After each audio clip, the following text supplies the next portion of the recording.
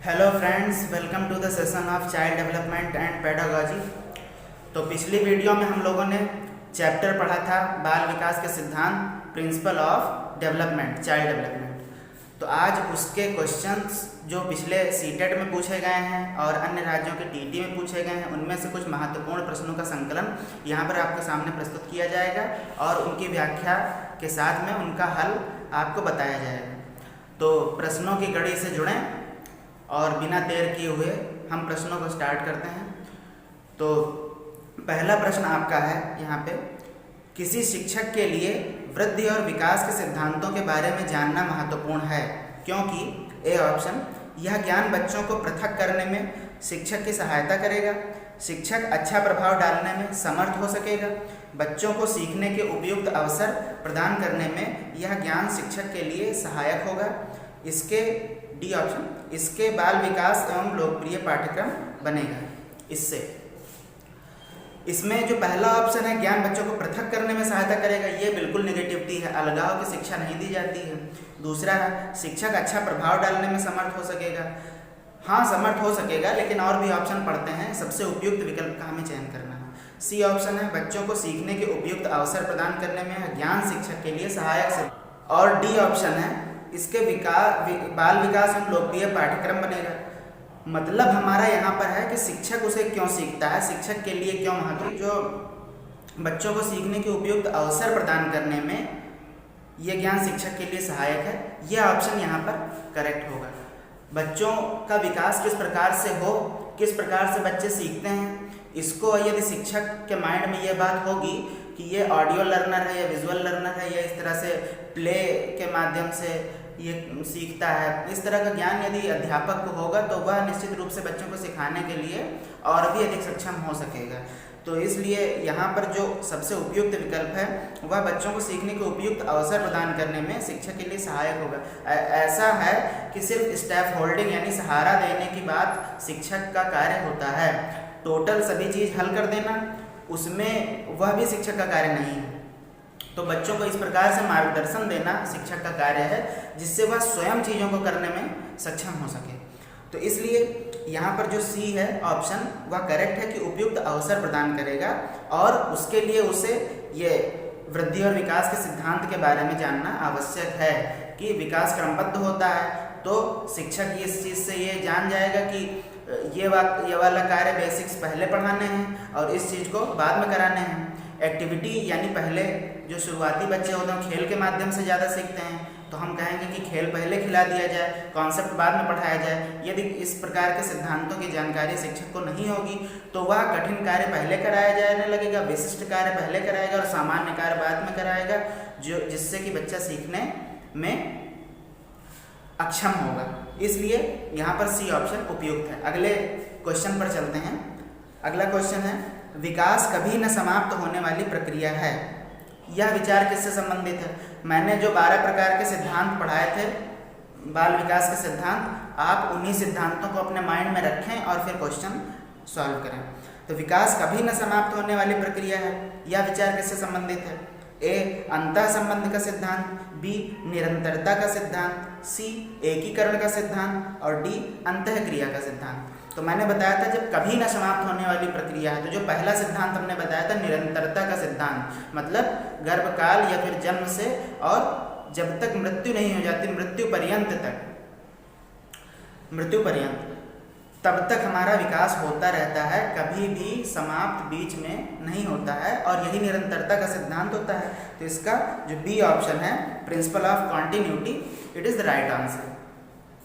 और बाकी अंतः संबंध का सिद्धांत हमने बताया था कि मानसिक और शारीरिक, सामाजिक, संवेगात्मक सभी पक्ष एक दूसरे से अंतः संबंधित होते हैं, एक के अच्छे से विकास न हो पाने से दूसरा पक्ष प्रभावित होता है। ये था एकीकरण का सिद्धांत, वो तो बता ही दिया था कि सभी अंगों का समायोजन करने में, किसी एक कार्य को करने में जो विकास होता है वह एकीकरण का सिद्धांत होता है, धीरे धीरे आता है।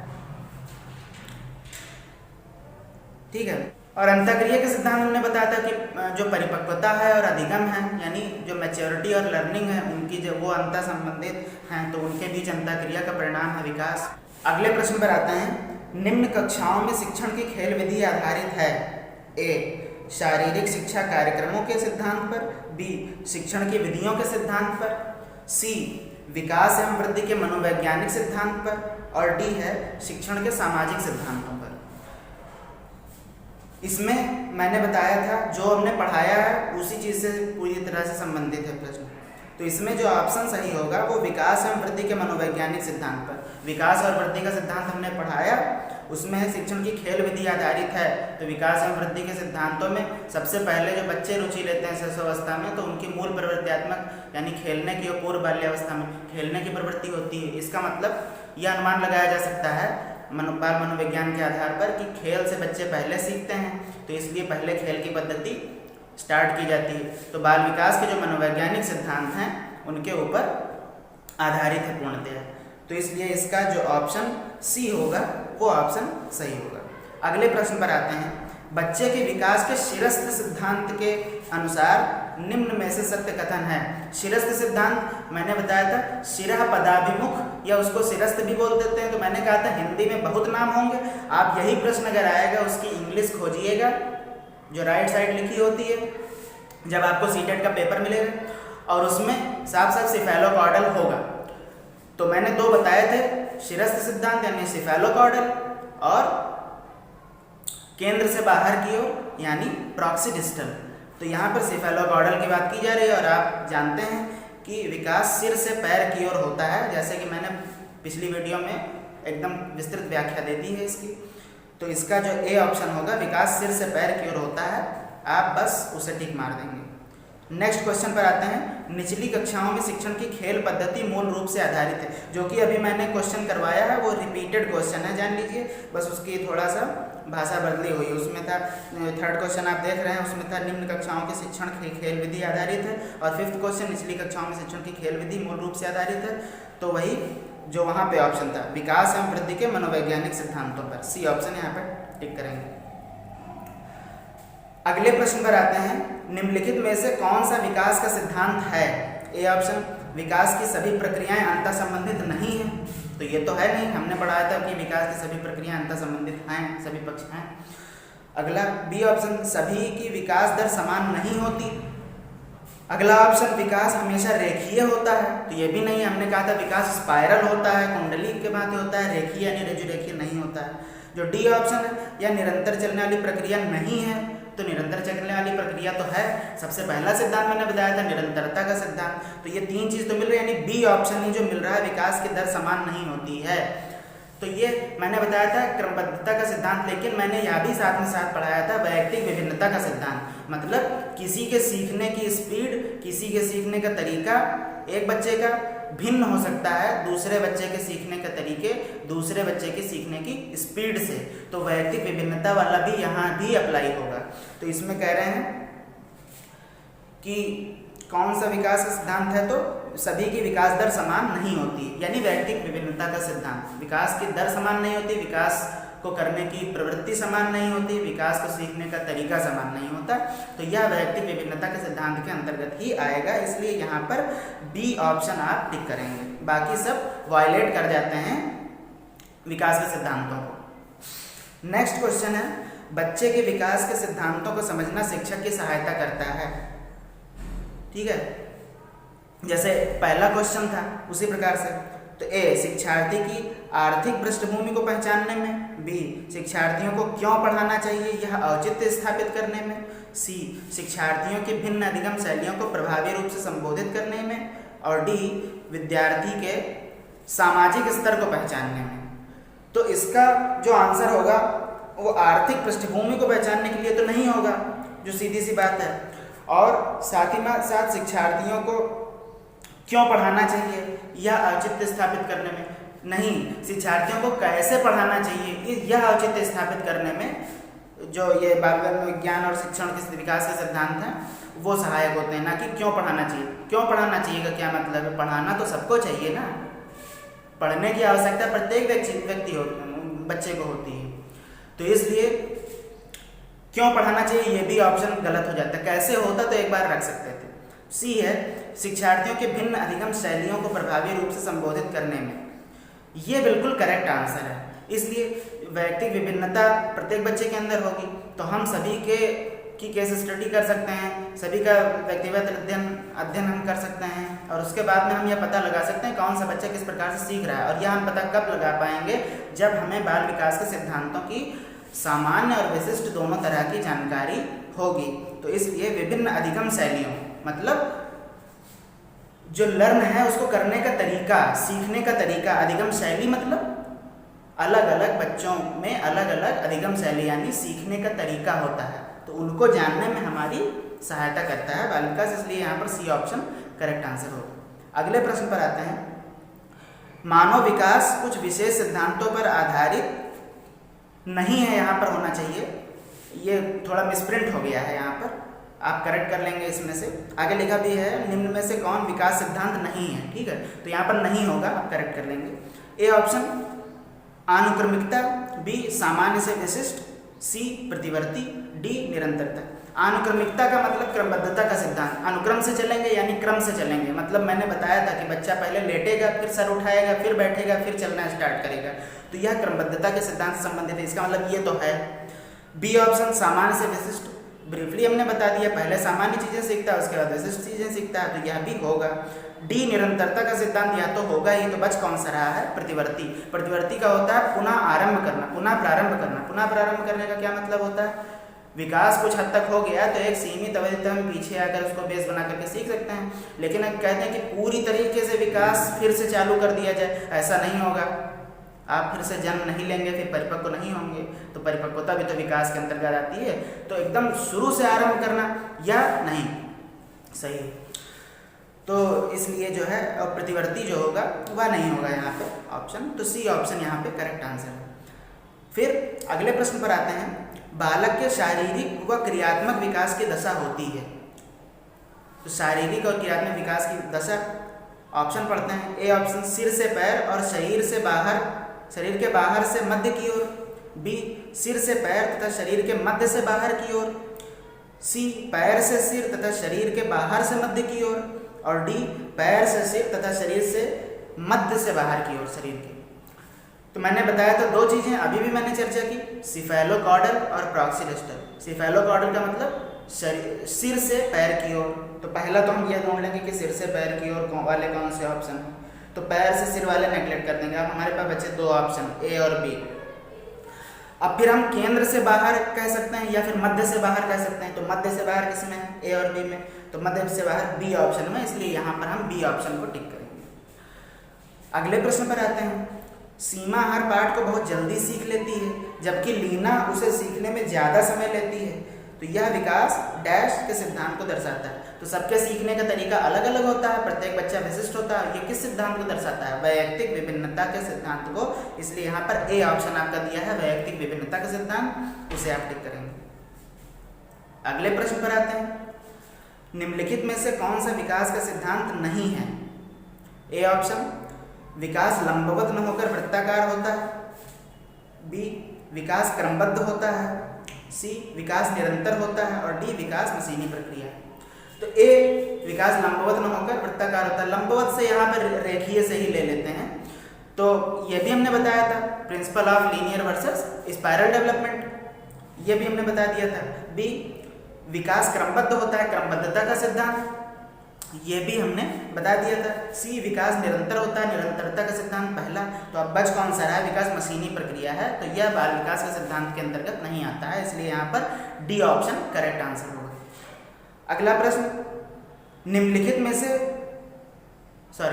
अगला प्रश्न है संकल्पनाओं की व्यवस्थित प्रस्तुति विकास के निम्नलिखित किन सिद्धांतों के साथ संबंधित हो सकती है। ए विकास के परिणाम स्वरूप वृद्धि होती है, बी विकास विषम जातीयता से स्वायत्तता की ओर अग्रसर होता है, सी विद्यार्थी विभिन्न दरों पर विकसित होते हैं, और डी विकास सापेक्ष रूप से क्रमिक होता है। तो बाल विकास का सिद्धांत इनमें से कौन सा है बाल विकास का सिद्धांत इनमें से कौन सा है जो उपयुक्त इसमें विकल्प है। विकास के परिणाम स्वरूप वृद्धि होती है, ऐसा है ही नहीं है, बिल्कुल भी नहीं है। बी विकास विषम जातीयता से स्वायत्तता की ओर आता है, इस प्रकार से भी मैंने कोई बात नहीं बताई। सी विद्यार्थी विभिन्न दरों पर विकसित होते हैं, हाँ बताया तो है, वैयक्तिक विभिन्नता का सिद्धांत में बताया है, लेकिन यहाँ पर नेसेसरी एंड सफिशिएंट कंडीशन नहीं कि कोई भी दो बच्चा यदि होगा तो उसकी स्पीड अलग ही अलग होगी, ऐसा कोई ज़रूरी नहीं, सेम भी हो सकती है, नहीं भी हो सकती है। तो दर की बात अगर करें तो दर पर विभिन्न दरों के होते हैं, ऐसा है। अगला पढ़ते हैं, क्या है, विकास सापेक्ष रूप से क्रमिक होता है। यह जरूर होता है, विकास सापेक्ष रूप से क्रमिक जरूर होगा, मतलब ये वायलेट नहीं कर सकता। अगर शैशवावस्था है तो वो पहले ही आनी है, बाल्यावस्था है, पूर्व बाल्यावस्था वो बाद में ही आनी है। तो इस वजह से यह वायलेट नहीं कर सकता, इसलिए यहाँ पर जो ऑप्शन डी होगा वह करेक्ट आंसर होगा। यहाँ पर अगले प्रश्न की ओर अग्रसर होते हैं। पूर्व विद्यालय में पहली बार आया बच्चा मुक्त रूप से चिल्लाता है। 2 वर्ष पश्चात वही बच्चा जब प्रारंभिक विद्यालय में पहली बार आता है तो अपना तनाव चिल्लाकर व्यक्त नहीं करता है, अपितु उसके कंधे व गर्दन की पेशियां तन जाती हैं। उसके इस व्यवहारिक परिवर्तन का क्या सैद्धांतिक आधार हो सकता है? मैंने सेम एग्जाम्पल दिया था पढ़ाते वक्त, आप पिछली वीडियो पर जाएंगे, यहाँ प्लेलिस्ट में जा सकते हैं, आई बटन पर क्लिक करें, पिछली लेक्चर वीडियो पर जाएं, बाल विकास के सिद्धांत पार्ट 1 और पार्ट 2 देखें, उसके बाद ही इस क्वेश्चन को करें तो आपको ज़्यादा खुशी मिलेगी क्वेश्चन करने में। नहीं तो फिर क्वेश्चन की सीरीज़ आप अगर गलत करते जाएंगे तो फिर मनोबल भी आपका घटता जाएगा। हालांकि यहाँ पर व्याख्या है, लेकिन अपने आप को पहले आप पहले मैं क्वेश्चन पढ़ता हूँ, ऑप्शन देता हूँ, उसके बाद तो मैं व्याख्या करता हूँ। तो इसलिए आप जब सारे सिद्धांत देखेंगे उसके बाद आप क्वेश्चन करें तो आपको ज़्यादा अच्छा लगेगा। आई बटन क्लिक करिए, जाइए लेक्चर वीडियो देखिए। क्वेश्चन पर आते हैं। सेम मैंने एग्जाम्पल दिया था यहाँ पर कि कोई भी बच्चा क्रोध को व्यक्त करता है। मैंने सिद्धांत बताया था कि सबसे पहले बच्चा यदि रोता है तो अपने हाथ पैर भी फैलाता है और हाथ पैर पटकता है, मुंह भींचता है, चिल्लाता है, फिर रोता है और धीरे धीरे मैंने बताया था कि वो अपने क्रोध को व्यक्त करने के लिए गर्दन की नसें तन जाती है, उसकी चेहरा लाल हो जाता है। इस प्रकार से वह अपने विशिष्ट अंगों का विशिष्ट कार्यों को करने के लिए समायोजन कर लेता है।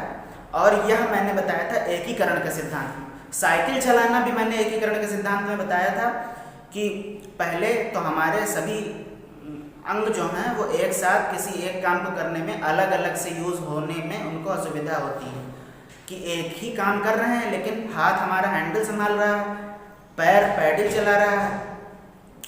इस प्रकार से जो हमने बताया था उसमें पहले हमको दिक्कत होती है और फिर धीरे धीरे हम एकीकरण करते हैं, मतलब एक कार्य को करने के लिए अलग अलग अंगों का उपयोग अलग अलग कार्यों को करने के लिए करते हैं, तो वह एकीकरण है। और एकीकरण का सिद्धांत ही यहाँ पर होता है कि वह अपने एक विशेष अंग को यूज करता है अपने क्रोध को प्रकट करने के लिए। तो यहाँ पर जहाँ एकीकरण का सिद्धांत होगा वहाँ हम टिक कर देंगे।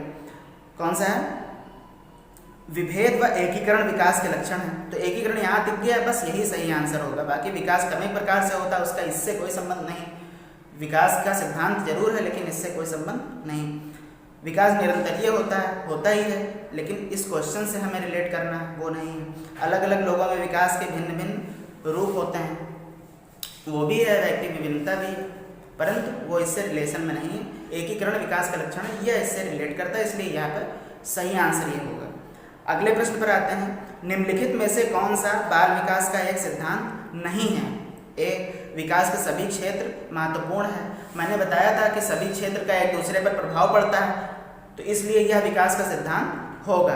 साथ ही साथ मैंने पूर्ण विकास का प्रिंसिपल ऑफ टोटल डेवलपमेंट ये भी बताया था, तो इसलिए यह तो विकास का सिद्धांत है। बी, सभी विकास परिपक्वन तथा अनुभव की अंतःक्रिया का परिणाम होते हैं। मैंने बताया था अंतःक्रिया जो इंटर रिलेशन, तो उसका सिद्धांत भी बताया था कि परिपक्वता और प्रशिक्षण ये दोनों अंतर संबंधित होते हैं और यह विकास को जन्म देते हैं। तो इसलिए यह भी होगा बाल विकास का सिद्धांत। फिर आगे है सी, सभी विकास तथा अधिगम एक समान गति से आगे बढ़ते हैं। और डी ऑप्शन, सभी विकास एक क्रम का पालन करते हैं। तो क्रमबद्धता का सिद्धांत मैंने बताया, तो इसलिए ये भी होगा। इसलिए सी ऑप्शन यहाँ पर नहीं होगा। सभी विकास एक अधिगम तथा अधिगम एक समान गति से आगे बढ़ते हैं, बिल्कुल भी नहीं। सभी विकास और अधिगम एक समान गति से क्यों आगे बढ़ेंगे? मैंने व्यक्तिक विभिन्नता का सिद्धांत पढ़ाया। अलग अलग स्पीड हो सकती है, अलग अलग गति हो सकती है, दर अलग अलग हो सकती है, तो इसलिए सभी विकास और अधिगम एक समान गति से आगे बढ़ते हैं, ये जरूरी नहीं है। तो इसलिए यहाँ पर जो सी ऑप्शन होगा वह करेक्ट आंसर होगा। अगले प्रश्न पर आते हैं। विकास डैश से डैश की ओर बढ़ता है। ए जटिल कठिन, बी विशिष्ट सामान्य, सी साधारण आसान और डी है सामान्य विशिष्ट। तो इसका क्या मतलब, मैंने सामान्य से विशिष्ट की ओर बाल विकास के सिद्धांतों में पढ़ाया था आपको, तो सामान्य से विशिष्ट आपको सामने सीधा लिखा हुआ है, आप सीधे टिक करेंगे उसको। पहले हम सामान्य चीजें सीखते हैं और फिर उसी में खोज करते हैं, उसी में अन्य विशिष्ट चीजों को भी हम सीखते हैं। अगले सिद्धांत पर आते हैं, अगले प्रश्न पर आते हैं। इनमें से कौन सा विकास एक सिद्धांत नहीं है?